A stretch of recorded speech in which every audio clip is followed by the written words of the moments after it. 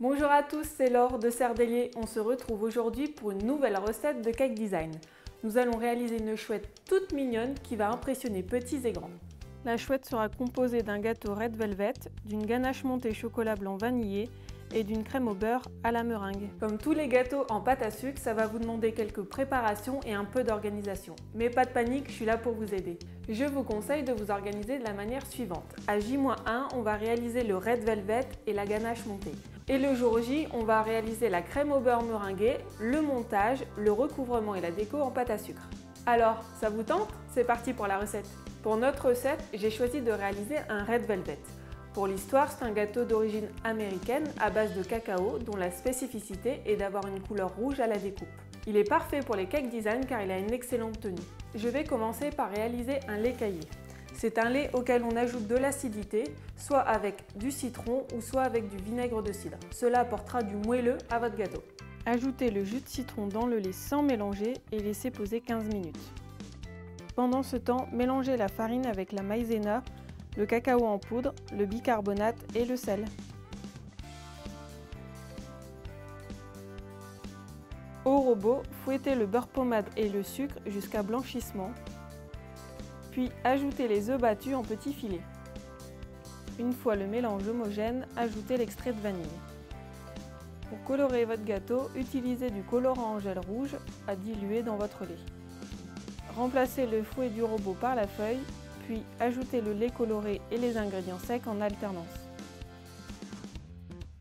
Répétez l'opération jusqu'à obtenir une pâte lisse. Pour cette recette, nous allons avoir besoin de deux moules. Un moule rond pour gâteau haut de 15 cm de diamètre et un moule en demi-sphère de 20 cm de diamètre pour faire la tête. Graissez les moules à l'aide d'un spray de démoulage. Puis, placez en plus un rond de papier cuisson de 15 cm au fond de votre moule haut. Versez 450 g de pâte dans le moule demi-sphère et versez le reste dans le moule haut. Ça y est, vos moules sont prêts, on va mettre les gâteaux en cuisson à 180 degrés. Vérifiez la cuisson de votre gâteau à l'aide d'un pic. Petite astuce qui a son importance, lorsque vous allez démouler votre gâteau en demi-sphère, pensez à laisser refroidir le côté arrondi de votre gâteau vers le haut, car sinon votre chouette aura la tête plate.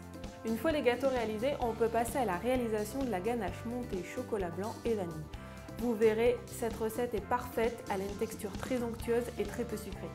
Commencez par réhydrater la gélatine en poudre avec 5 fois son poids en eau.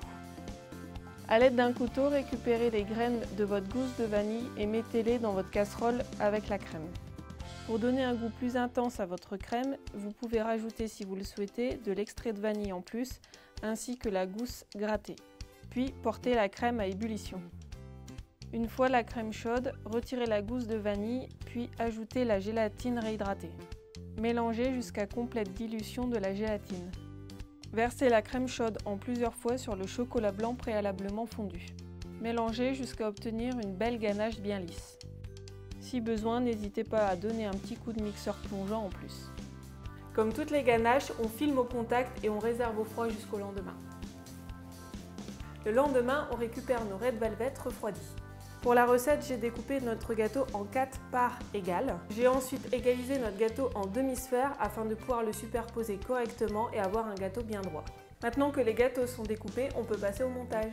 Récupérez votre ganache du frigo et montez-la au batteur à petite vitesse jusqu'à obtenir une belle texture onctueuse. Gardez la tranche la plus lisse de votre gâteau cuit pour la placer en dernier sur le haut de votre gâteau avant votre demi-sphère. Commencez le montage de votre gâteau en imbibant avec un sirop à la vanille votre première couche de gâteau. Puis, pochez votre ganache montée à la vanille en escargot à 1 cm du bord.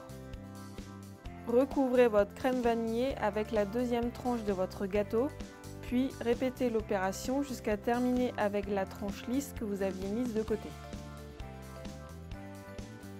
Finissez avec votre gâteau en demi-sphère pour former la tête. Maintenant que votre gâteau est monté, on va pouvoir le placer au frais le temps de préparer la crème au beurre meringuée. Pour le recouvrement de notre gâteau, j'ai décidé de réaliser une crème au beurre meringuée à laquelle j'ai rajouté ce colorant gel rose. Vous pouvez retrouver ma recette en description ou sur le blog de Cerdelier. Petite précision importante, ne placez pas votre crème au beurre meringuée au frigo car sinon elle se figera et vous ne pourrez plus recouvrir votre gâteau. Il faut donc vraiment la préparer au dernier moment. À l'aide de la poche à douille, comblez les trous de votre gâteau avec la crème au beurre meringuée.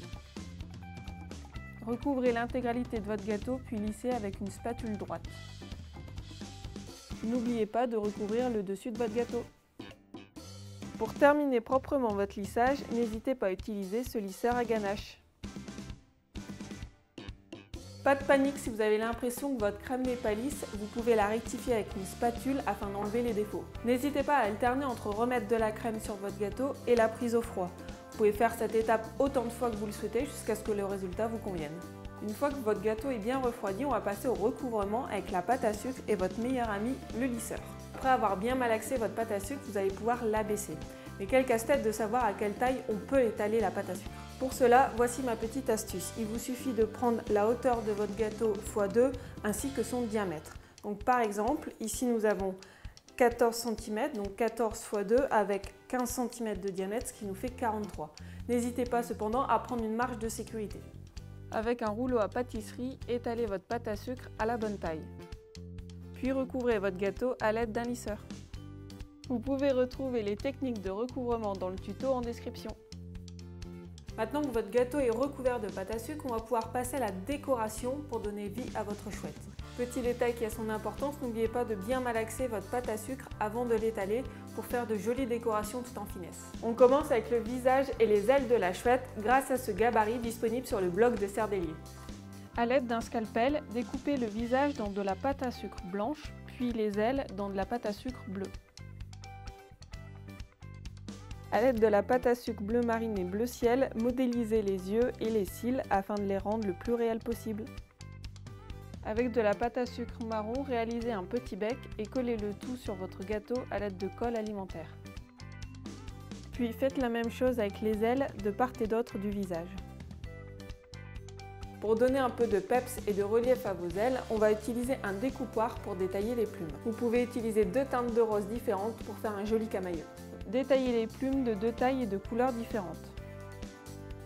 Collez les plumes sur les ailes de manière aléatoire. Si vous le souhaitez, relevez le bout des plumes pour un peu plus de relief. Réalisez un boudin de pâte à sucre de couleur bleu ciel et disposez-le au-dessus de la tête de votre chouette. À l'aide de découpoirs, détaillez des fleurs et des papillons dans différentes couleurs et de différentes tailles. Au centre des fleurs, vous pouvez ajouter de petites perles colorées. Collez vos fleurs de couleurs différentes sur le boudin en pâte à sucre et ajoutez des feuilles en asine. Si besoin, pour caler vos fleurs sur la couronne, vous pouvez placer de petites boules de pâte à sucre pour soutenir vos fleurs. À l'aide de la pâte à sucre marron, réalisez les pattes de votre chouette et placez-les sur le cake drum. Pour finir, il ne vous reste plus qu'à maquiller un peu votre chouette avec du colorant en poudre irisée.